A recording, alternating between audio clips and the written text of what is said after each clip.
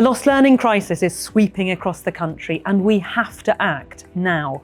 It's clear that too many young people at the moment are not in school, either because they're choosing not to go to school or because they're getting suspended or excluded from school, and that absolutely needs to change. More support would have helped me when I was back in school, because it would have meant that my mental health needs were recognised and that adequate support was given and tailored towards me, and connecting me to support networks and professionals who could support that rather than excluding me from school. If children aren't in the classroom, they can't learn.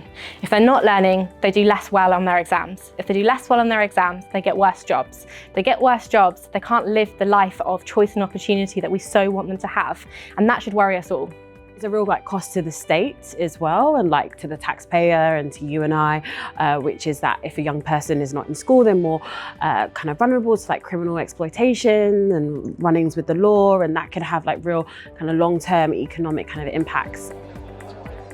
So I think it's hugely important that people come together with lots of different viewpoints and different strengths to be able to develop a consensus, and the Who's Losing Learning Coalition has been able to do this really effectively around this shared definition of inclusion. So today's report has 10 recommendations, and they span what we need government to do today, but also what everyone leading a school, a charity, working with a young person can do tomorrow.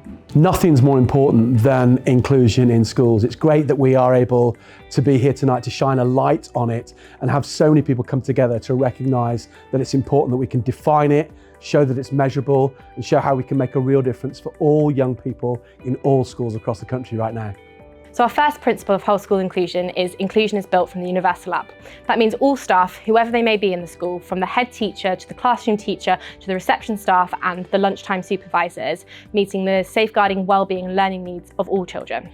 What we need from policymakers is to think holistically about how we embed inclusion at every level.